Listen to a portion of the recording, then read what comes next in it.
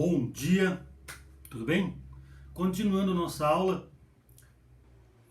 videoaula passada e essa videoaula agora são as duas primeiras aulas desta semana. Que no diurno é agora segunda-feira e no noturno é na quarta-feira. Portanto, teremos mais videoaulas no decorrer dessa semana, tá bom? Hoje nós vamos estudar apenas um item, o 6.7.14, que foi introduzido pela reforma trabalhista, uma nova modalidade de contrato. Olha, o que acontece?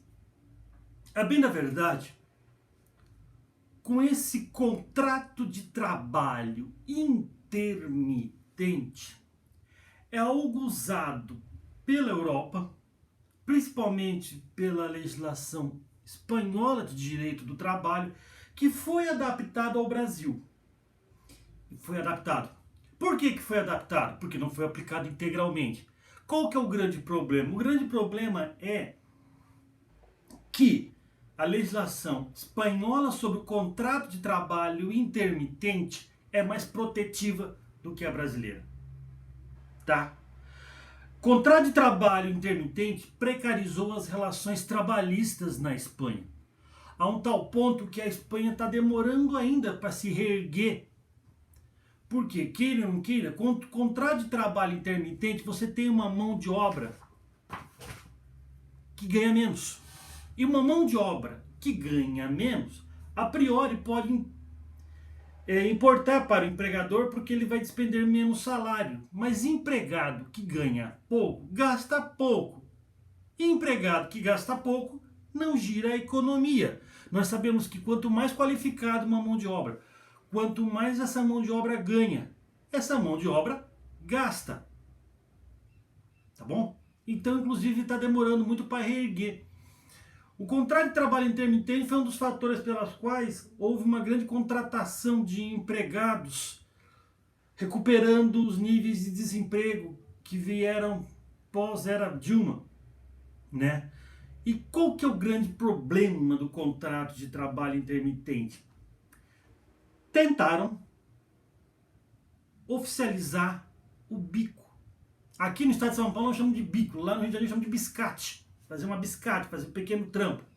Como eu falei para vocês, cada vez mais as pessoas querem menos emprego e mais trabalho. Todo mundo tem a intenção de prestar serviços. Prestando serviços para o proveito próprio, sustento próprio de sua família. Só que as pessoas têm uma tendência mundial das pessoas cada vez mais quererem menos laços formais na hora de prestar serviço. Querem trabalho, não querem emprego. E muitas vezes você vê pessoas que realmente querem trabalhar, ganhar o seu salário, mas não querem ser presos a um contrato de trabalho.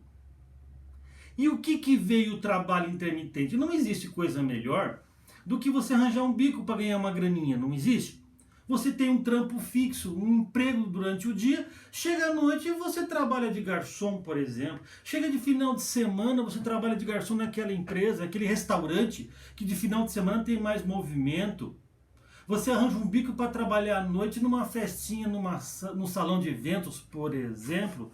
Queira ou não queira, o bico é aquele dinheirinho que você ganha mais, que você faz aquele corre. E o que fizeram? Oficializaram isso, engessaram o bico. Engessaram o bico, tornando de difícil operacionalização por parte do empregador. Tá bom?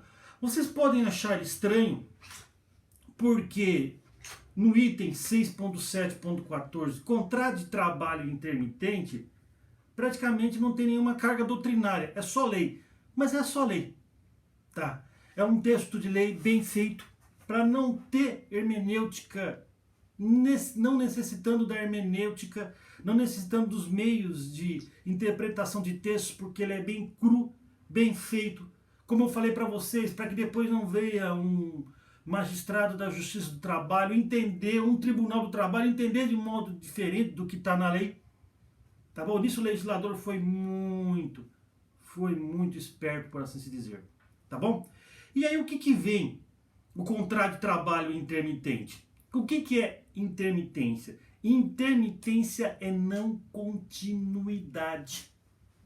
É o contrário. Lembra quando nós estudamos como um dos fatores para você verificar ou não se o empregado é não eventual? É a continuidade e a descontinuidade. Que para o empregado doméstico nós verificamos que é um trabalho contínuo, porque empregado doméstico descontínuo não é empregado doméstico, é diarista. Pois bem, aqui se usa a teoria da continuidade e da descontinuidade. E o contrário de trabalho intermitente, ele é descontínuo, alternando períodos de inatividade com períodos de trabalho. Eis o contrato de trabalho intermitente. Essa intermitência, ela pode ser por horas. Ou seja, o empregado trabalha 4 horas de manhãzinha e depois vai trabalhar 4 horas no final do dia. Ele pode fazer intermitências de horários. Eu posso exigir que o empregado, por exemplo, trabalhe só 2 horas no horário do almoço e 2 horas no horário da janta. E acabou. Eu posso fazer essa intermitência no dia, em determinados horários, exigindo que ele preste serviço somente em determinados horários do dia, que não precisam ser contínuos. Por outro lado, essa descontinuidade também pode ser por dias. Eu posso exigir que o empregado trabalhe segunda, quinta, sexta. Eu posso estabelecer essa descontinuidade de dias. Ele vem, trabalha um dia. E o próximo dia será amanhã? Pode ser que sim, pode ser que não. E também de meses. Eu posso exigir que o empregado trabalhe um mês sim, um mês não, um mês sim, sim, não, não, sim, não, sim. Eu posso alternar. É uma situação bem precária. É uma situação bem precária. A legislação espanhola, ela diz que no contrato de trabalho intermitente há um mínimo necessário uma carga semanal de trabalho. Ele pode ser exigido no mínimo 15 horas por semana, salvo engano. No trabalho intermitente, a nossa legislação não estabelece isso.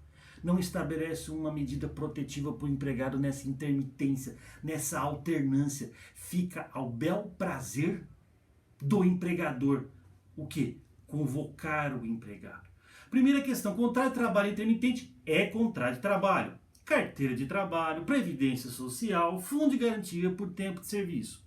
E a legislação ela ainda diz o seguinte: mesmo que esteja previsto em acordo ou convenção coletiva, é necessário que ele seja escrito. Tá bom?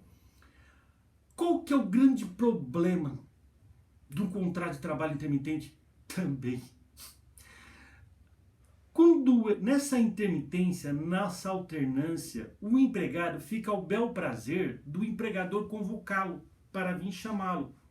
Você pode estabelecer esses períodos de alternância por escrito, como falei para vocês, contratar um garçom só para trabalhar sexta, sábado, domingo, quando o meu restaurante tem mais movimento, por exemplo.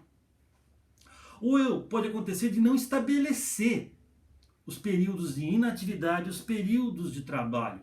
E aí o empregador vai ter que chamar o empregado. E olha a regra que a CLT informou, legislou. Convocará por qualquer meio de comunicação eficaz, informando qual será a jornada com 3 dias corridos de antecedência. O que é meio de comunicação eficaz? Cá entre nós, hoje em dia só existe um meio de comunicação eficaz. É WhatsApp. Pergunto. Como é que você, empregador... Você não vai chamar pelo correio. Você não vai mandar carta por AR. Você vai gastar dinheiro para convocar o cara?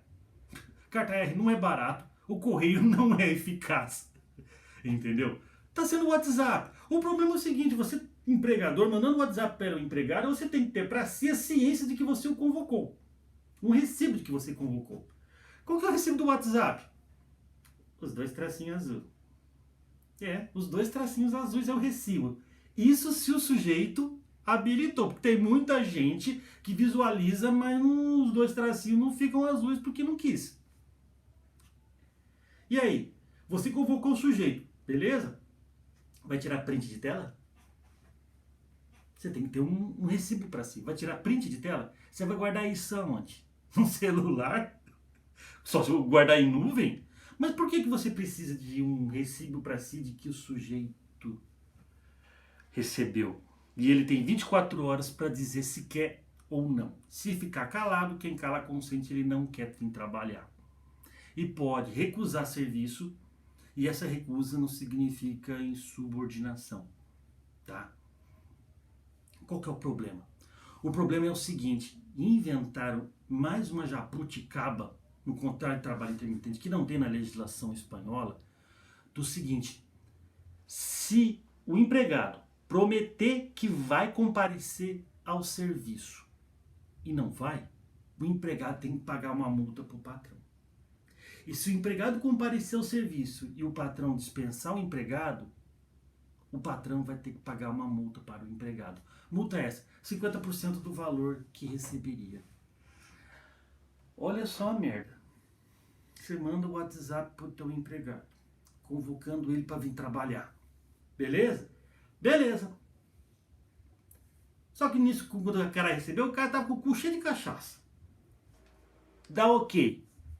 Depois o cara não comparece. Você fica esperando, o sujeito não comparece. Ele, empregado, tá te devendo 50% do valor que ele receberia. Beleza? Beleza. Aí você chama ele de novo. E fala o seguinte: você tem que vir trabalhar, mas você não vai receber tudo. Ah, por quê? Porque você está me devendo uma multa. Então, gente, você vai contar com a boa vontade do empregado para vir para trabalhar, para receber metade do que ele receberia, porque ele... Meu, eu não sei. Você tem que ter um bom gerenciamento de recurso humano para conseguir convencer um empregado seu a vir trabalhar para te pagar essa multa. E ele só vai receber metade. Entendeu? Se você paga o sujeito por dia, você convoca para trabalhar num dia, o valor daquele salário ele só vai receber metade. Vai ter que contar com a boa vontade. A legislação, lógico, ela estabelece como que essa compensação pode ser de outra forma. Ou seja, mediante acordo coletivo de trabalho, a convenção coletiva de trabalho, você pode disciplinar como que vai ser essa compensação. Tá bom? Na data do pagamento, e aí as partes podem ter total liberdade de estipular a data do pagamento, se paga férias, 13º, descanso semanal remunerado, a remuneração, o salário. Ou seja, você já paga o salário do período que o sujeito trabalhou, no mês, por exemplo, e já paga férias, 13º, descanso semanal remunerado. Lógico, se vocês perguntarem para mim, você vai pagar quanto, professor? Quanto você paga para um empregado desse? Simples, pega o piso da categoria. Se o sujeito trabalha por dia, pega o piso da categoria e divide por 30. Cada dia trabalhado, um salário. E trabalhou naqueles dias da semana que ele foi convocado, o descanso semanal remunerado, que também equivale a um dia de salário. Se a alternância é de horas, você pega o salário do sujeito e divide por 220. Você vai obter o valor da hora trabalhada e paga pela quantidade de horas trabalhadas. Tá bom? Se a alternância for por mês, normal, você paga o piso da categoria para um salário de um mês. Tá bom? Outro jabuticaba, que é o seguinte: meu empregador, unisalesiano, não me fornece depósito fundiário. Quem me manda é a Caixa Econômica Federal. Meu empregador também não me fornece recibo de recolhimento previdenciário feito em meu nome pela GFIP. Mas o empregador do contrato de trabalho intermitente, toda vez que remunerar o empregado, vai ter que comprovar para ele que recolheu o FGTS em nome desse empregado e que recolheu benefício previdenciário em nome desse empregado. Vamos complicar, né? Vamos complicar. Né? O engraçado é o seguinte: o contrato de trabalho intermitente é um contrato de relação de emprego. Tem férias, não tem? É. Só que o empregado não recebe as férias. Você, se é trabalhador, empregado de um contrato de trabalho intermitente, você entra de férias sem receber as férias. Mas por quê, professor? Porque você recebeu as férias proporcionais a cada remuneração que você recebia do contrato de trabalho intermitente. Então, o trabalhador intermitente é aquele trabalhador que puxa as férias do descanso, descansa, regime normal de férias, mas não recebe. O que, diga-se de passagem, vai contra todo o instituto de férias, que depois a gente vai estudar no final do ano. Por quê? Porque férias são duas coisas, descanso e remuneração. No caso aqui, é uma férias sem remuneração, porque você já recebeu quando você recebeu a remuneração pelos dias trabalhados, pelas horas trabalhadas, pelos meses trabalhados e também já recebeu as férias e o 13º proporcional. Tá bom? Vamos parar por aqui. A gente continua na próxima aula com o trabalho intermitente.